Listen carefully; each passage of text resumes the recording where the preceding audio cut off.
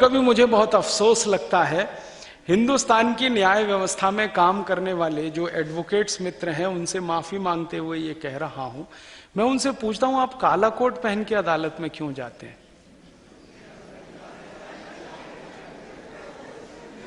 क्या काले के अलावा दूसरा रंग नहीं है भारत में? सफेद नहीं है, नीला नहीं है, पीला नहीं है, हरा नहीं है, और कोई रंग ही नहीं है, काला ही कोट पहनना है। और वो भी उस देश की न्यायपालिका में जहां पर तापमान 45 डिग्री, 47 डिग्री, 50 डिग्री हो।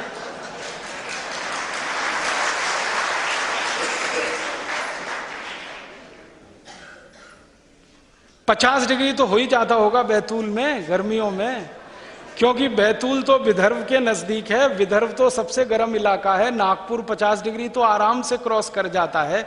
50 डिग्री सेंटीग्रेड तापमान जिस देश में रहता हो, वहां के वकील काला कोट पहनकर बहस करें तो बहस के समय जो पसीना आता है वो, और गर्मी के कारण जो पसीना आता है वो तरबतर होते जाएं, और उनके कोट पर पसीने से सफेद सफेद दाग पड़ जाएं पीछे कॉलर पर, और कोट को उतारते ही इतनी बदबू आए कि कोई 3 मीटर दूर खिसक जाए।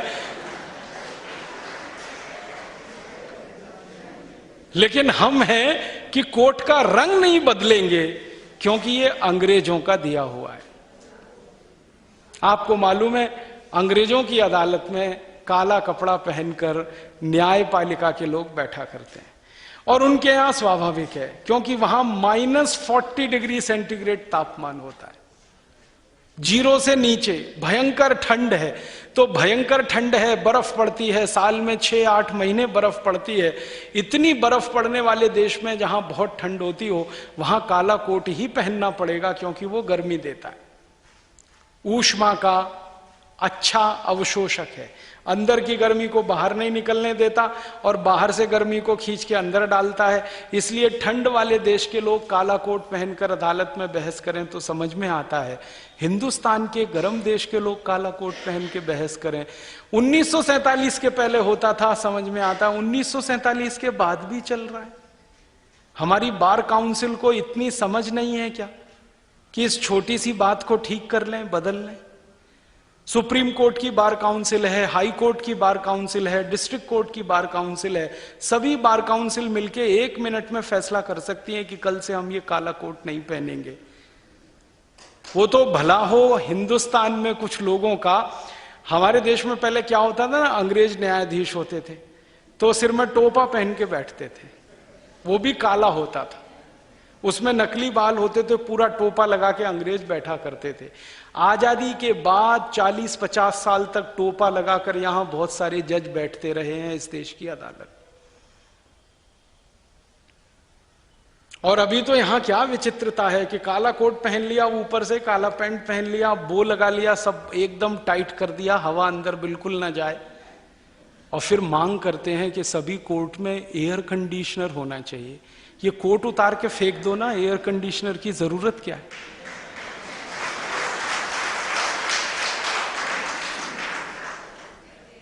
और उसके ऊपर एक गाउन और लाद लेते हैं।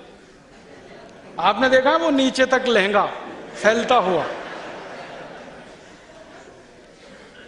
ऐसी विचित्रताएं आजादी के 60 साल में इस देश में दिखाई। मैं कहना यह चाहता हूं कि अंग्रेजों की गुलामी की एक भी निशानी को आजादी के 62 साल में हमने मिटाया नहीं, सबको संभाल के रखा है, सहेज कर रखा है। और हर साल अपने को मूर्ख बनाने के लिए 15 अगस्त का झंडा फहराते रहते हैं, 26 जनवरी मनाते रहते हैं। स्वतंत्रता दिवस कहते हैं। स्वतंत्रता का माने होता है अपने तंत्र की व्यवस्था में जीना। आपका कौन सा तंत्र आपने बनाया 62 साल में, बताएं ना।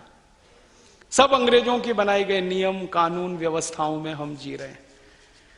तो इसलिए हम लोगों को लगता है कि ये अंग्रेजियत की व्यवस्था जो चली आ रही है 250 साल से 300 साल से, इसको तो बदलना ही पड़ेगा, इसको तो खत्म करना ही पड़ेगा। आजादी के समय जब इस देश में बहुत सारे वकील हुए जो आजादी की लड़ाई के नेता थे, आप जानते हैं महात्मा गांधी वकील थे, सरदार वल्लभ भाई पटेल वकील थे, हमारे देश में एक बड़े नेता लोकमान्य बाल गंगाधर तिलक वकील थे, लाला लाजपत राय वकील थे, बिपिन चंद्र पाल वकील थे, सुरेंद्र नाथ बनर्जी वकील थे। बड़े वकील नेता इस देश में हुए। उन्होंने उस जमाने में काले कोट का बहिष्कार किया, अंग्रेजों की पोशाक का बहिष्कार किया। आपको मालूम है, वही लोकमान्य तिलक थे, बराबर मराठी पगड़ी बांधकर अदालत में खड़े होते थे। जज उनसे चिढ़ता था, जलता था। वो कहता था कि आपकी ये पोशाक बराबर नहीं है। उन्होंने कहा कि मेरी पोशाक तो यही है, आपको हिंदुस्तान में रहने की तमीज नहीं है, आप इस देश को छोड़कर जाइए, क्योंकि इस देश की पोशाक ही है। तो मुझे लगता है कि अंग्रेजों के समय में जो भारतीय वकील थे उनमें इतनी हिम्मत थी कि अंग्रेजी पोशाकों का बहिष्कार किया, अंग्रेजी हैट का बहिष्कार किया। लेकिन आजादी के बाद के इन वकीलों का क्या हो गया? ये क्यों नहीं बहिष्कार करते इस अंग्रेजी पोशाक का? क्यों ढो रहे हैं इस परंपरा को? मुझे दुख और अफसोस इसी बात का है। अंग्रेजी सारे कानून, अंग्रेजी सारे नियम, अंग्रेजों की सारी व्यवस्थाएं आजादी के बाद भी चल रही हैं।